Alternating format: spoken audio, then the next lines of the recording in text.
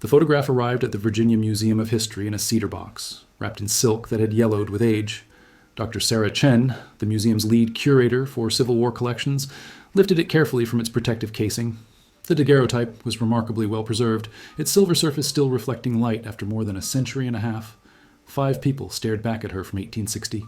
A prosperous white family, clearly wealthy, judging by their clothing and the elaborate studio setting. The patriarch sat in the center, a stern-faced man in his 50s with a thick beard and dark suit. His wife stood beside him, one hand resting on his shoulder, her dress an elaborate creation of silk and lace. 3 young men, presumably their sons, completed the composition, 2 standing behind their parents, 1 seated to the father's left. Sarah had examined thousands of antebellum photographs. This one followed all the conventions, formal poses, serious expressions, the careful arrangement of bodies to demonstrate family hierarchy and respectability. The photographer had written on the back in faded ink, "The Harrison family, Richmond, Virginia, March 1860." March 1860. Sarah felt a chill. That date placed the photograph just 1 year before the Civil War began, in the heart of what would become the Confederate capital. Richmond had been a center of slave trade, a city where fortunes were built on the buying and selling of human beings. She set the daguerreotype on her examination table and adjusted the magnifying lamp.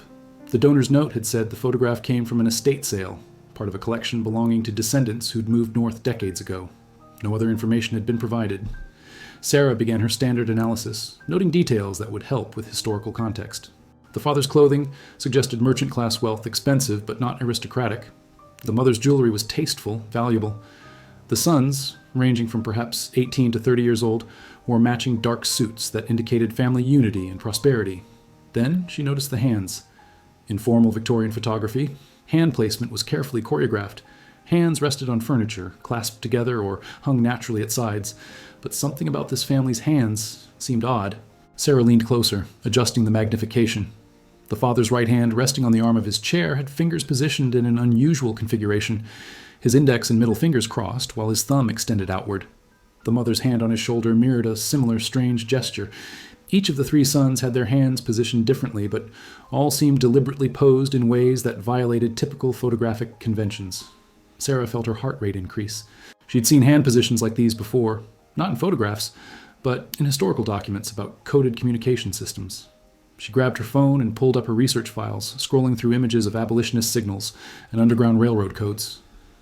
Sarah's hands trembled as she compared the photograph to her reference materials. The father's crossed fingers. That was a known abolitionist signal meaning safe passage. The mother's gesture, thumb and pinky extended while other fingers curled. That indicated shelter available. Each son's hand position corresponded to different coded messages she'd seen documented in Underground Railroad communications, but this made no sense. Richmond, Virginia, in 1860, was slave territory, a city where abolitionist sympathies could get you killed. Why would a wealthy white family in the Confederate capital pose for a photograph displaying Underground Railroad codes? Sarah pulled up the donor information again. The estate sale had been held in Philadelphia, the photographs discovered in the attic of a house that had belonged to Harrison descendants. She found a phone number and called immediately. An elderly woman answered. "Hello? Mrs. Patterson? This is Dr. Sarah Chen from the Virginia Museum of History. I'm calling about the photographs your family donated, specifically the Harrison family portrait from 1860. "Oh, yes," Mrs. Patterson said. "My great-great-grandfather's family. I'm afraid I don't know much about them. They left Virginia during the war and never went back." "Do you know why they left?" There was a pause. Family stories say they weren't welcome in Richmond anymore, something about their sympathies being unpopular. But the details were never discussed. My grandmother said there were things about the family that were better left buried. Sarah felt electricity run through her. "Mrs. Patterson, did anyone in your family ever mention Underground Railroad activities?" The silence stretched longer this time.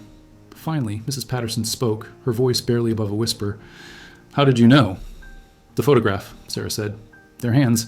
Each person is making coded signals used by abolitionists. This wasn't just a family portrait. It was a message."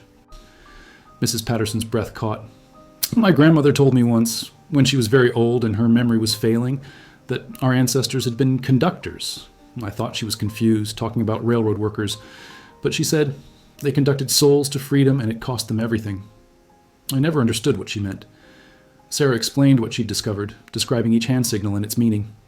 As she spoke, she could hear Mrs. Patterson crying softly.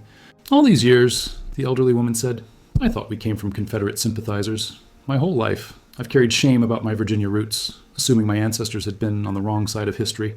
And now you're telling me they were heroes? If I'm right about this, yes, Sarah said carefully, but I need to verify it. Do you have any other family documents? Letters, diaries, business records? There's a trunk, Mrs. Patterson said, in my basement, full of old papers I've never gone through. My mother said they were too fragile, told me to leave them alone. Would those help? They might contain everything we need, Sarah said. Would you be willing to let me examine them?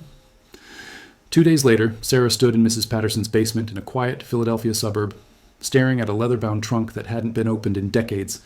The old woman hovered nearby, her weathered hands clasped together nervously. I haven't looked inside since I was a child, Mrs. Patterson said. My mother caught me trying to open it once and got so upset. She said the past should stay buried, that some family secrets were too dangerous to dig up. I never understood what she meant. Sarah carefully lifted the trunk's lid. Inside, wrapped in oilcloth, were stacks of documents. Letters tied with ribbon, ledgers, journals, and loose papers. She pulled out the first bundle gently, aware that the paper might disintegrate if handled roughly. The top letter was dated April 1859, written in elegant script. Sarah read aloud. My dearest brother, I write to inform you that our mutual friend's merchandise arrived safely. 23 pieces in total, all in acceptable condition despite the difficult journey. They have been temporarily housed and will continue north as arranged. Please send word when the next shipment is expected. Mrs. Patterson leaned forward. Merchandise? What does that mean? It's code, Sarah explained. Underground Railroad operators used business language to disguise their activities. Merchandise, or packages, meant escaped slaves. Housed meant hidden in safe houses. This letter is describing the successful transport of 23 escaped slaves through Richmond. The elderly woman's eyes widened. Through Richmond? But that was the heart of slave territory. Exactly, which made it brilliant. Who would suspect a wealthy merchant family in the Confederate capital of running an underground railroad station? Sarah continued reading through the letters, finding message after coded message describing rescue operations, safe house locations, and coordination with other conductors. One letter from October 1859 was more explicit. Father grows increasingly concerned about discovery. The neighbors question why our warehouse receives shipments at odd hours. Thomas suggested we reduce operations, but Mother insists we cannot abandon our principles simply because the risk has grown. She says each soul we save justifies whatever consequences we might face. Sarah looked up at Mrs. Patterson. Thomas, would that be one of the sons in the photograph? Thomas Harrison was my great-great-grandfather, Mrs. Patterson confirmed. He moved to Philadelphia in 1861 and never returned to Virginia. The family story was that he'd had a falling out with his parents, but no one ever explained why. Sarah pulled out a journal next, its leather cover cracked with age. The first entry was dated January 1858, written in the same hand as the photograph's label, presumably the patriarch, the father in the family portrait. She read the opening passage. I have decided to keep this record, though I know the danger it represents. If discovered, these words could condemn my entire family. But I believe history must know what we attempted, whether we succeed or fail. We are 5 people, myself, my beloved wife Catherine, and our 3 sons, and we have pledged ourselves to a cause that makes us traitors to our neighbors and criminals under the law. We will use our textile business as cover to transport escaped slaves through Richmond and north to freedom. Sarah spent the next 6 hours carefully documenting the journal entries, her hands cramping from typing on her laptop as she transcribed the father's detailed accounts. The Harrison family's operation had been extraordinarily sophisticated and breathtakingly dangerous. The father, whose name was revealed as Robert Harrison, owned a textile import business with warehouses near Richmond's docks. He received shipments of fabric from northern states and distributed them throughout Virginia. The business provided perfect cover. Large wagons arriving and departing at all hours, warehouses with hidden storage spaces, regular travel routes that connected to other cities. But Robert hadn't started out as an abolitionist. His journal revealed a gradual awakening that began in 1856, when he witnessed a slave auction that turned his stomach. I watched a mother torn from her children, sold to separate owners who dragged them in different directions while she screamed. Her anguish was inhuman, or rather too human. In that moment, I understood that what we call property are people who feel and suffer as deeply as my own beloved family. I returned home and could not meet my wife's eyes. How could I claim to be a moral man while benefiting from a system built on such cruelty? Catherine Harrison, his wife, had apparently shared his revulsion. Together, they'd made contact with Quaker abolitionists in Philadelphia, who connected them to the Underground Railroad network. The challenge was logistics. Richmond was deep in slave territory, far from the free states. Moving escaped slaves through the city required an elaborate system of concealment and misdirection. Robert's journal described how they'd modified their warehouse, creating false walls and hidden compartments in their shipping crates. Escaped slaves would be smuggled into Richmond from surrounding plantations, hidden in the warehouse for a few days, then transported north in fabric shipments. The shipments went to business contacts in Pennsylvania, who were also part of the network. Our three sons have each taken on specific roles, Robert wrote in March 1858. Thomas, our eldest at 28, manages the warehouse operations and coordinates with our northern contacts. He has proven remarkably steady under pressure. James, 24, serves as our lookout and messenger, moving through the city, gathering intelligence about slave catchers and suspicious officials. And William, just 19, has taken the most dangerous role. He travels to plantations, posing as a fabric buyer, making contact with enslaved people and arranging their escapes. Sarah paused at that entry, stunned by the scale of risk. William would have been younger than most of her graduate students, traveling alone into plantations where slave owners held absolute power, arranging escapes that could get him hanged if discovered. She found a later entry from June 1859 that made her blood run cold. William returned from a buying trip with bruises and a split lip. He'd been questioned by a plantation overseer who suspected his true purpose. William maintained his cover story barely. He told me tonight that he fears he's being watched. I have advised him to suspend his activities, but he refuses. Every week I wait, he said, is another week those people suffer in chains. I won't stop because I'm scared. Mrs. Patterson, who'd been reading over Sarah's shoulder, wiped tears from her eyes. They were just young men. Boys, really. And they were doing this? Sarah continued through the journal, searching for any mention of the photograph that had started this investigation. She found it in an entry dated February 1860. Catherine has conceived of a brilliant and terrifying idea. She proposes we commission a family portrait, something we have avoided until now, fearing any permanent record of our faces. But Catherine argues that we need a way to identify ourselves to other conductors and sympathizers without speaking openly. She suggests we incorporate our hand signals into the photograph itself. Anyone who understands the codes will recognize us immediately as allies. To others, we will appear as merely another prosperous Richmond family. The next entry, from March 1860, described the photography session. We visited J. Morrison's studio today and sat for our portrait. The photographer found our hand positions unusual and tried several times to correct them, but I insisted on the arrangement. Catherine placed her hand on my shoulder in the shelter position. I kept my fingers in the safe passage formation. Thomas signed northbound route, James indicated supplies available, and William's gesture meant multiple stations. The photographer finally relented, though he muttered about unconventional compositions. Sarah sat back, the full picture finally clear. The photograph wasn't just a family portrait, it was an identification card, a credential that would prove the Harrisons' allegiance to any abolitionist who knew the codes. They could show the image to potential allies without speaking dangerous words, letting the hand signals do the communicating. But there was something else in Robert's tone, something that suggested deeper purpose. She read ahead to an entry from later that same month. I have ordered 5 copies of the photograph, though the expense is considerable. Catherine understands my reasoning without my having to explain. If we are discovered, when we are discovered, for I harbor no illusions about our ability to continue indefinitely, this photograph will be our legacy, proof that we existed, that we resisted, that we chose our principles over our safety. Future generations should know that not all white Southerners were complicit in the evil of slavery. Mrs. Patterson's voice was thick with emotion. He knew they would be caught. He suspected it was inevitable, Sarah said. Operating in Richmond, the Confederate capital, for years, the odds were against them. She flipped forward, looking for 1861 entries, but found something unexpected. The journal ended abruptly in December 1860. The final entry was dated December 20th, 1860, the day South Carolina seceded from the Union. War is coming. We all feel it in the air, thick as smoke.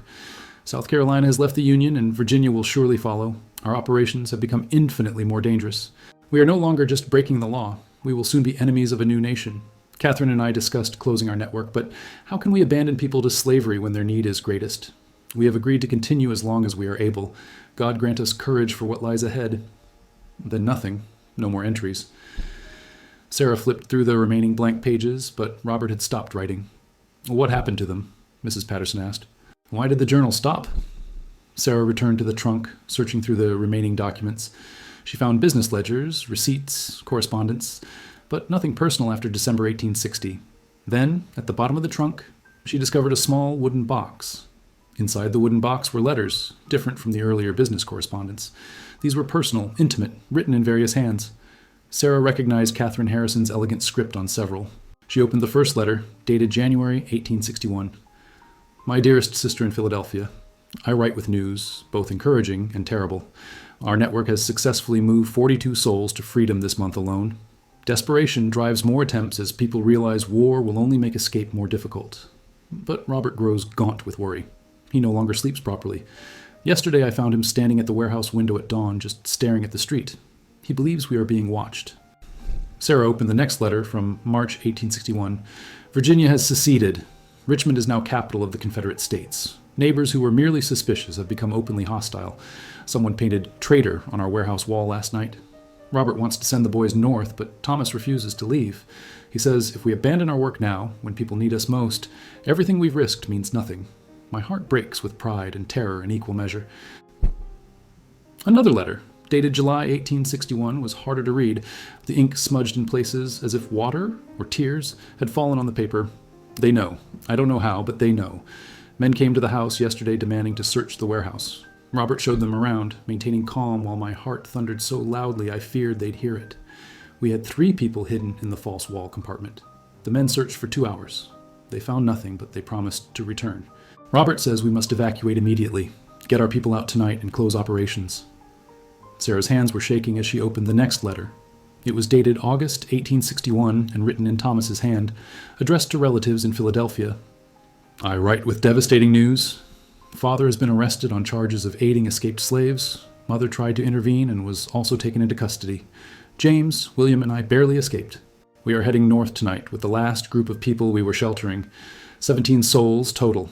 We cannot return to Richmond. Everything we built is lost. Mrs. Patterson gasped. They were arrested? Both of them?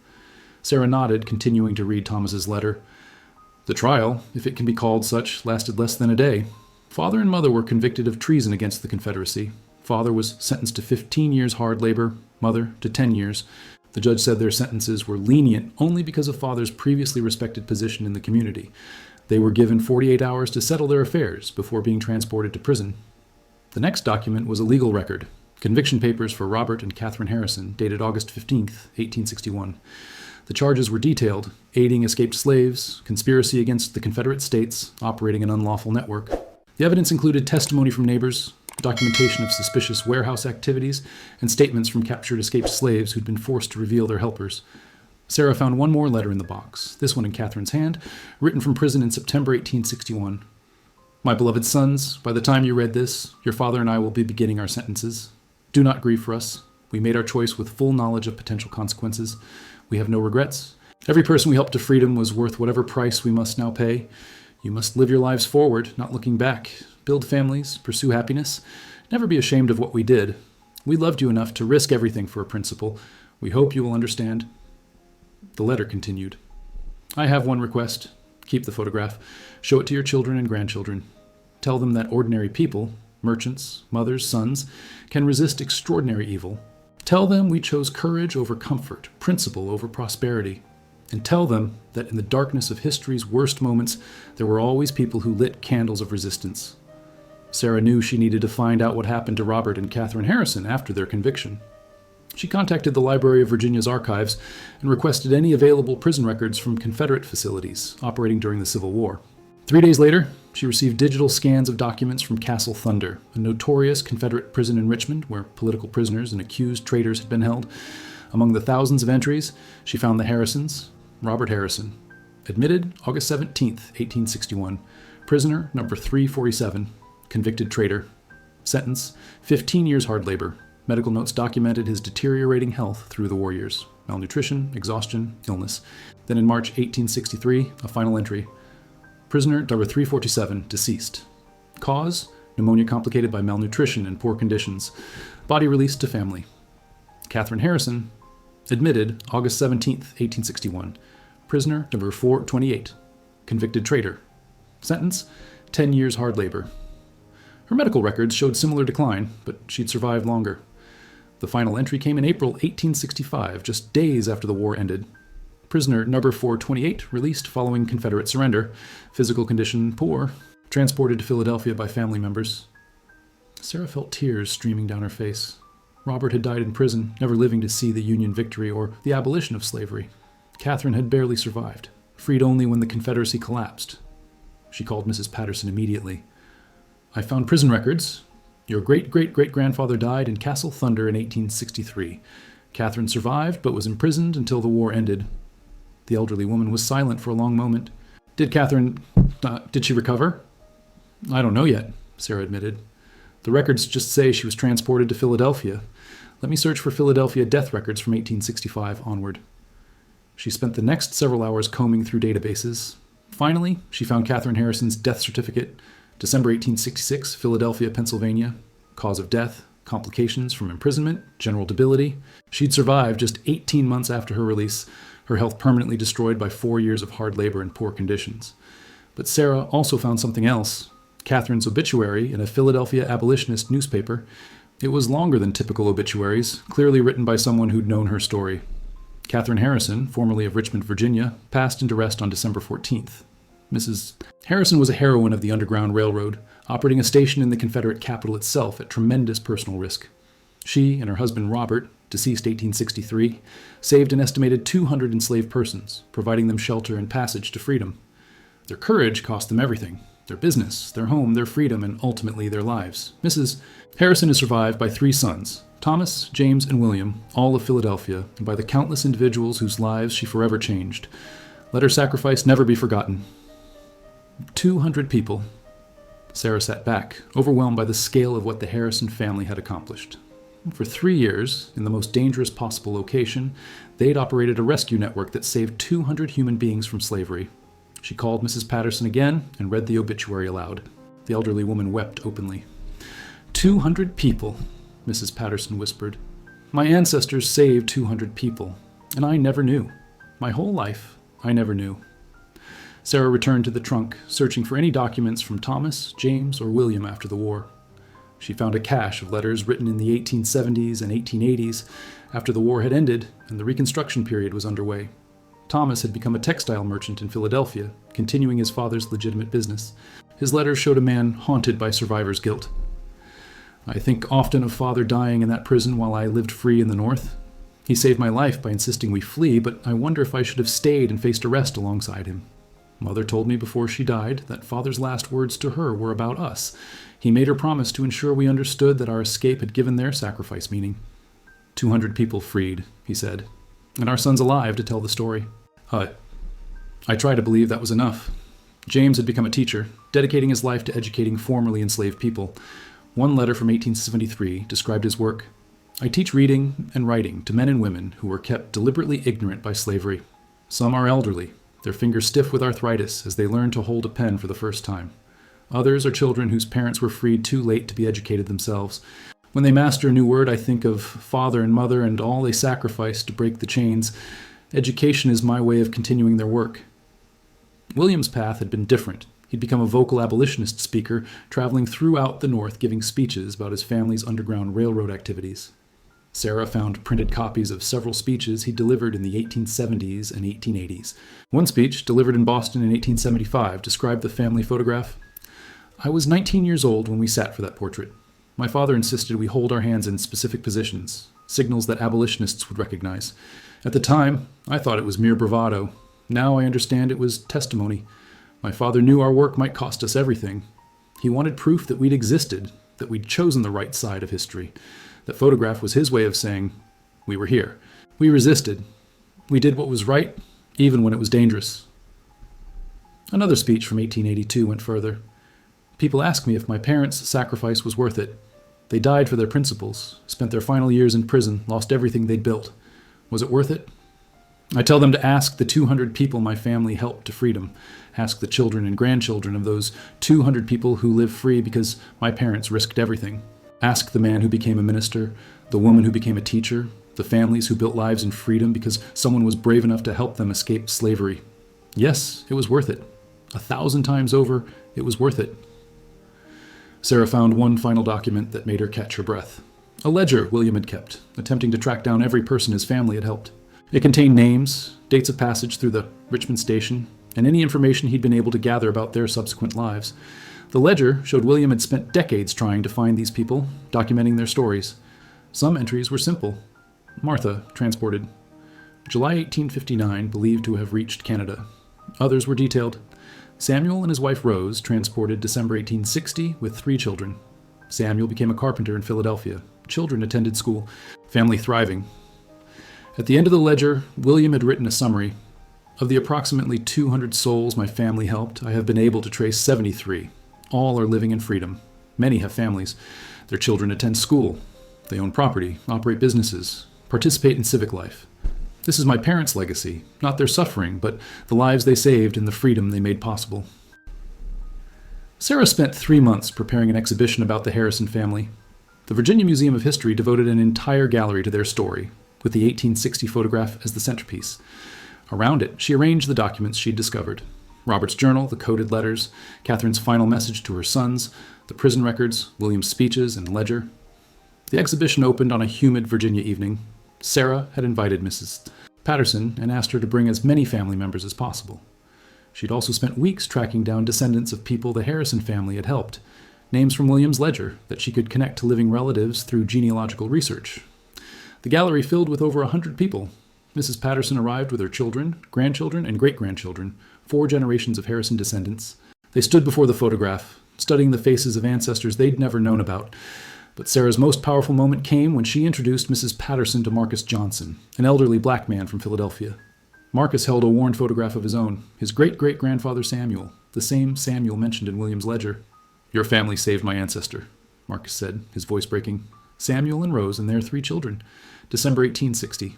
They escaped from a plantation in Virginia, made it to Richmond, and your family hid them in a warehouse and transported them north, hidden in fabric shipments." Mrs. Patterson clasped his hands, both of them crying. "I didn't know," she whispered. "I lived my whole life not knowing what my family had done." "Well, now you know," Marcus said, "and now I can thank you. My great-great-grandfather became a carpenter. He built a life in freedom. He had 6 children.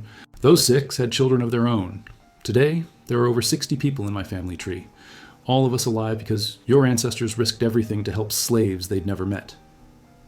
Sarah watched as more descendants met each other, Harrison family members connecting with the descendants of people their ancestors had saved, the gallery filled with tears and embraces, with stories shared and gaps in family histories finally filled.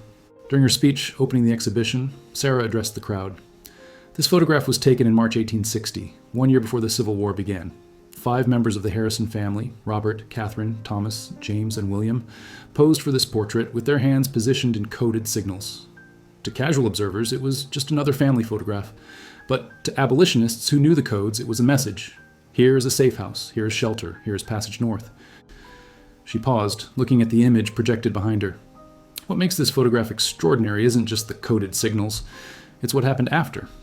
6 months after this photograph was taken, Virginia seceded from the Union. Richmond became the Confederate capital. The Harrison family could have stopped their Underground Railroad operations. They could have protected themselves.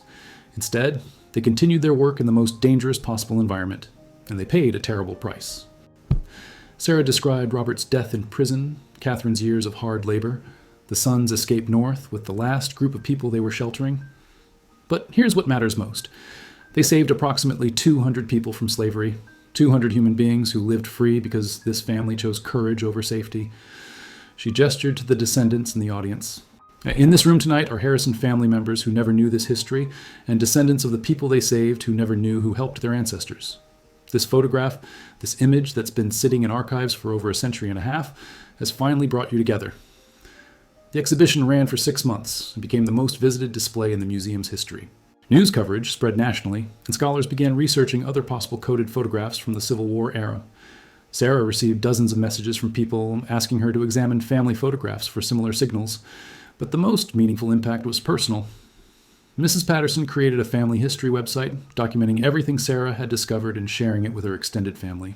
Harrison descendants from across the country reached out, many of them shocked to learn about their ancestors' abolitionist activities. "I grew up in Virginia," one distant cousin wrote. "I was always told we had to leave the state because of some family scandal.